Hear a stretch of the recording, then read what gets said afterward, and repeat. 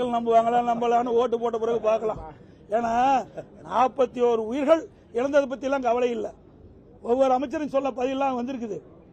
நான் கேட்கிற கேள்வி, 41 உயிர்கள் விலை மதிக்க முடியாத உயிர்களை இழந்திருக்கிறோம்.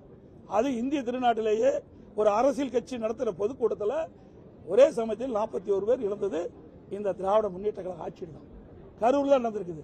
அதை பத்தி அதுல என்னென்ன பிரச்சனைன்னு சொன்னா அதையெல்லாம் மடமாற்றம் செய்யறாங்க. அதுக்கு தான் எந்திரிச்சு ஒவ்வொருத்தரா பதில் சொல்றாங்க. இங்க பாத்தீங்கன்னா போஸ்ட்மார்ட்டம் நடந்துட்டு இருக்கு. நான் காலையில 8 மணிக்கு போறேன். உடலாம் வந்தாங்க. அப்ப அந்த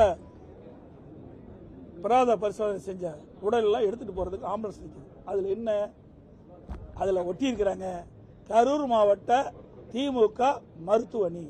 கரூர் மாவட்ட திமுக மருத்துவமனை ஒட்டி இருக்கு. யார் அரசியல் செய்யறா? திமுக தானே அரசியல் செய்யுது. நாங்களா அரசியல் செய்யறோம். ஏன் அரசாங்கத்தில் வண்டி இல்லையா? அப்படி ஒரு மோசமான அரசாங்கமா அந்த அரசாங்கம்? சிந்திச்சு பாருங்க. வேண்டுமென்றே திட்டமிட்டு எல்லா நிதியிலும் அரசியல் செய்கின்ற ஒரே கட்சி திமுக கட்சி. நாங்கள் எந்த இடத்துலையுமே அரசியல் குறிப்பிட்டு பேசலையே. நான் இதுவரைக்கும் பேட்டி கொடுத்ததும் சரி, அறிக்கை விட்டதும் சரி, சட்டமன்றத்தில் பேசுனதும் சரி, நடுவில் தான் பேசுறேன். பாதிக்கப்பட்ட மக்கள் தமிழ்நாட்டு மக்கள். அந்த மக்களுக்கு நீதி கிடைக்க வேண்டும்.